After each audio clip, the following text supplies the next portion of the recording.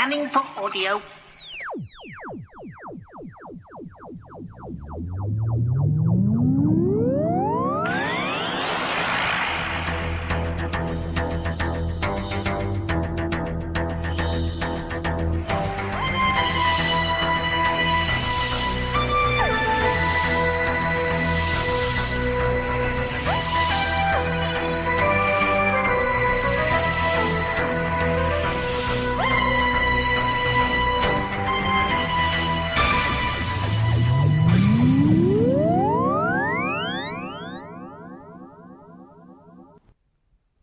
Welcome to the Tin Dog Podcast. This time talking about main range number 218, Order of the Daleks, which has the Sixth Doctor and Constance Clark meeting up with the Daleks. Oh, how we adore this story. Yes, there are people out there who've been banging on about glass Daleks for longer than you can care to remember. Some people even say there was one in the original Dalek story. To the best of my knowledge, that's incorrect. But there might have been one in the script. Yes, this has a glass Dalek, a stained glass Dalek, with leadwork and, well, some seriously good plotting. Mike Tucker, as everyone knows, I'm an enormous fan of his writing and of his model work. He is the sort of person I would probably want to go down the pub with and just have far too long a chat with. I know I got to interview him at Hooverville, but I think a one-on-one interview would have been just something better. If ever he does get to hear this, he can always email the show and I'll have him on in a heartbeat, especially if he's plugging one of his books. I'm not proud. But that's not what's important. What is important is that this story absolutely rocks. The Doctor and Mrs. Clark are a brilliant team. The Sixth Doctor is great. He always has been on audio. And you know what? Looking back over the TV stories with grown-up eyes, so much better. But that's not what we're here for. We're here to talk about this particular story. So what's it about? Well, we're here to talk about this particular story. Yes, I know that a lot of people out there are of the opinion that every time the Daleks come back, they should do something new. They should do something more evil or something different. This was the Russell T Davies version of the story. All Dalek stories must have something new. But then I'm with Nick Briggs.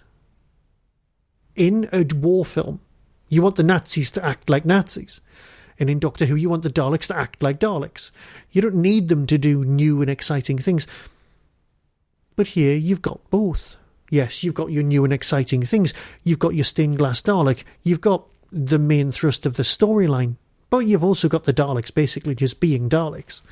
They want to take over the universe, and that's what they've always wanted to do. They don't like anybody else. They don't trust anyone, and they are manipulative.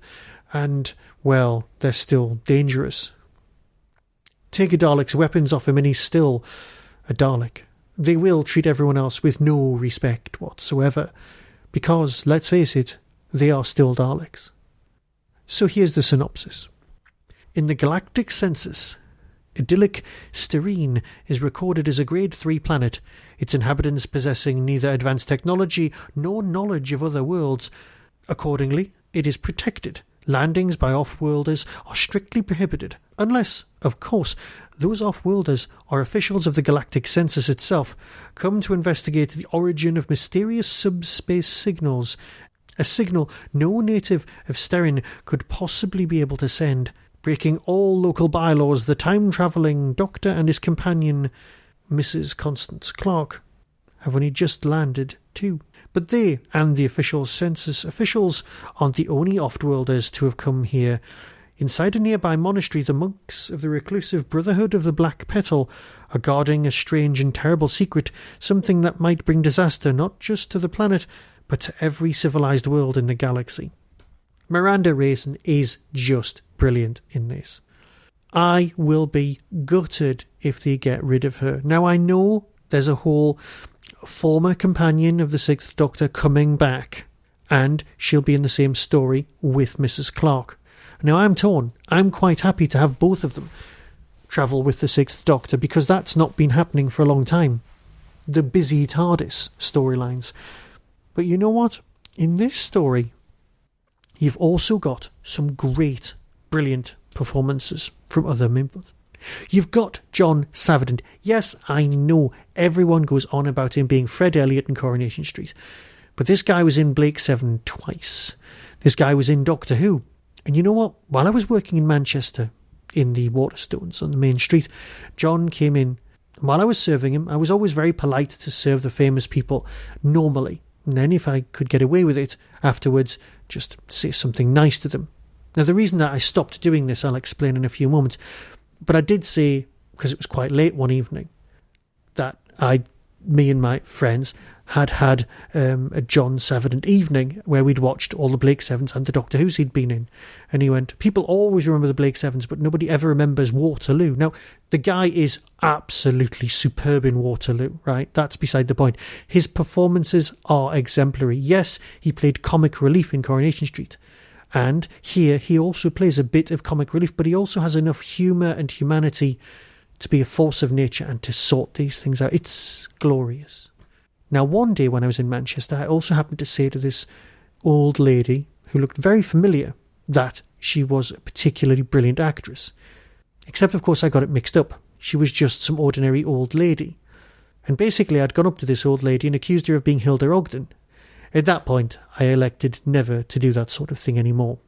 Learning one's lesson is often a harsh mistress. I've gone off topic. I've rambled. Hooray! I haven't done that for so long. The only issue with this entire story is the casting of Nick Briggs as, well, the head of the monastery. And yes, that is an important piece of casting, but it does kind of lay the foundations fairly heavily. But that's not important. That's a small fly in an otherwise perfect ointment. I have missed Mike Tucker's work in this story, in Big Finish. And welcome back, Mike. It's been a long time. And so, I'll fade away and let you hear the trailer and decide for yourself. So until next time, be seeing you. Coming soon from Big Finish Productions. Doctor Who, Order of the Daleks. This is Planetary Assessor Malcolm Pendle of the Central Galactic Census Bureau. We've picked up a signal, you see. A signal? From here? What kind of signal? Doctor, you were foolish to return here. 4 strangers approach the gates. I need all the novices to ready arms. Demons. We're not demons. Demons, women, what's the difference? My brothers, destroy these demons from another world.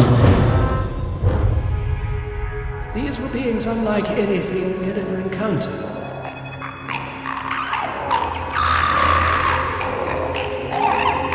See what? What can you see, Gabba? Gabba? Do not move! Oh no. Please, no. What is it? They're Daleks! But this is terrible news. Terrible. We shall all be killed. Exterminate! No! Once this planet was a Garden of Eden. Soon it'll be nothing more than a Dalek chemical factory. Soon the Order of the Daleks will reign supreme!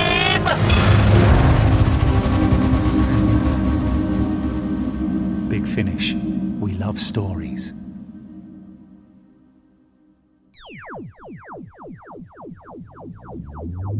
That was the Doctor Who Tin Dog Podcast, available on iTunes, YouTube, Twitter, RSS, Vimeo, and across the internet. Doctor Who and its associated properties are all copyright and trademark of the BBC.